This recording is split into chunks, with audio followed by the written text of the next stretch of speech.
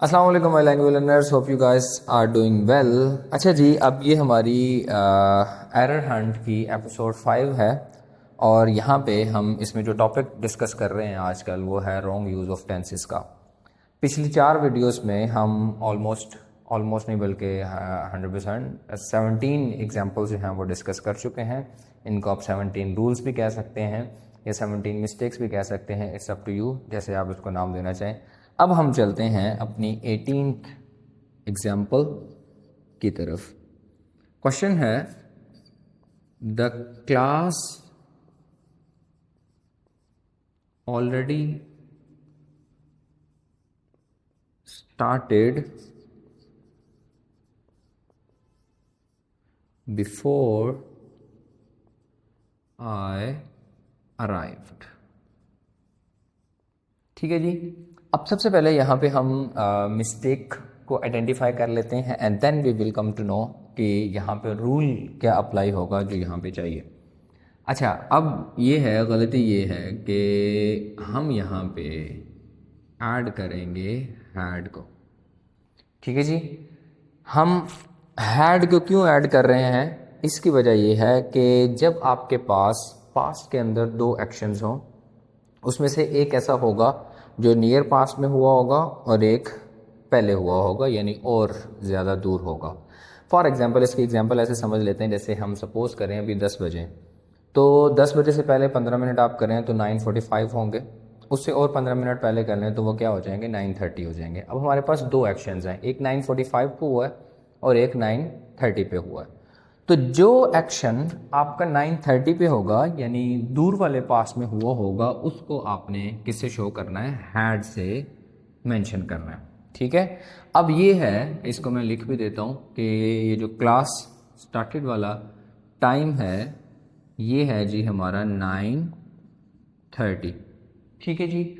और जो बंदा ये कह रहा है कि before I arrive, for example मैं कह लूँ मैं क्लास में पहुंचा हूँ 9:45 पे, यानी आपके क्लास में पहुंचने से 15 मिनट पहले ही क्लास जो है वो स्टार्ट हो चुकी थी। तो जब भी आप दो एक्शंस ऐसे करें जो दो पास में हुए हों, एक नियर पास में हो और एक पहले हुआ हो, तो जो पहले हुआ होगा वो आपने पास्ट परफेक्ट से जो है वो मेंशन करना है और जो नियर पास्ट में हुआ है वो पास्ट सिंपल से आप मेंशन करेंगे। I hope so that would be ये क्लियर हो चुका होगा।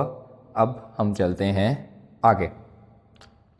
अच्छा जी, अगली एग्जांपल बड़ी मज़ेदार है, बड़ी आसान सी है। इस पे जब मैं सोच रहा था तो पहले बचपन में जब मैं स्टूडेंट था तो उस वक्त मुझे नहीं समझ आ रही थी कि ये होता क्या है, ऐसे कैसे हो सकता है या इसका यूजेज क्या होता है। जैसे आप बोलें I had gone there yesterday by ESTERDAY। ठीक है जी, I had gone there yesterday। इसमें क्या गलती हो सकती है, ज़रा आप सोचें। गलती इसमें पूरे सेंटेंस की है, वो ये कि आप कभी भी पास्ट परफेक्ट को अकेला यूज़ नहीं कर सकते विदाउट यूजिंग पास्ट सिंपल, यानी इसका अकेले का यूजेज जो है वही गलत है। पास्ट परफेक्ट कभी भी अकेला नहीं आता। हाँ, जब हम टेंसेस पढ़ रहे होते हैं तो एग्जांपल्स समझाने के लिए हम जो है वो अकेला यूज़ कर लेते हैं, अदरवाइज इसको आप अकेले यूज़ नहीं कर सकते। इसको आपने पास्ट वाले एक्शन के साथ यूज़ करना होता है, जैसे हमने ऊपर किए। ठीक है, होप सो ये भी कवर हो गया होगा। ओके जी, 20th एग्जाम्पल जो है वो हमारे पास है, I'll see you when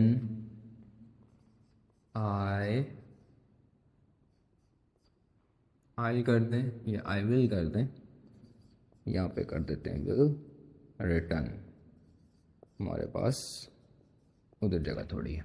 अच्छा जी, अब हम फ्यूचर पे शिफ्ट हो चुके हैं, पहले पास्ट की बातें हो रही थी। यहाँ पे इस टेंस में बड़ी कॉमन सी मिस्टेक है जो नॉर्मली वही है कि फोकस में नहीं आती, और वो ये है कि आपने जब आपके पास इस तरह की कंस्ट्रक्शन हो जिसके अंदर दो फ्यूचर टेंसेस यूज़ हुए हों, तो उस वक्त आपने देखना है कि ये जो व्हेन वाला है, जो व्हेन आएगा, इफ़ आएगा, इफ़ वाली एग्जांपल आगे मैं करता हूँ, उसको आपने चेंज कर देना है प्रेजेंट सिंपल में, प्रेजेंट सिंपल। तो सही एग्जाम्पल ये बनेगी आई सी यू व्हेन आई रिटर्न। ठीक है, आई सी यू व्हेन आई रिटर्न ये एग्जाम्पल ठीक नहीं है। दो फ्यूचर जो है वो आप एक सेंटेंस में यूज़ नहीं कर सकते, तो इसको प्लीज़ सही कर लीजिएगा। अच्छा जी, फिर हमारे पास 21st सॉरी एग्जाम्पल है, वो ये है कि यस इफ़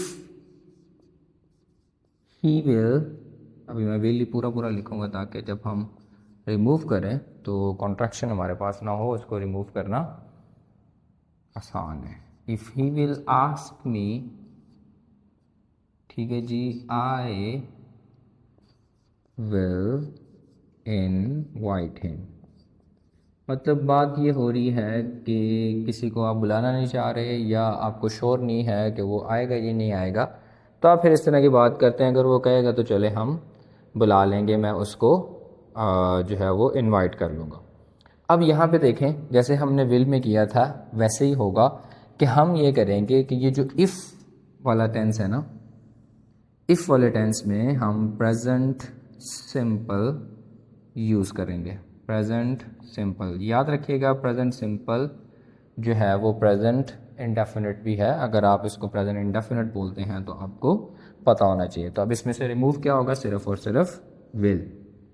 आप बोलेंगे इफ़ ही आस्क्स, ये वाली बात भी आपने याद रखनी है, ही शी इट और सिंगुलर नाउन के साथ जो है वो हम हमेशा वर्ब के साथ, जब इनमें से कोई एक सब्जेक्ट हो तो वर्ब के साथ हम एस या ई एस का इजाफा करते हैं। तो if he asks me I will invite him, S और ई एस को नहीं बोलना, ये बड़ी कॉमन सी मिस्टेक है जो लोग करते हैं और उनको पता भी नहीं चलता। I hope so that is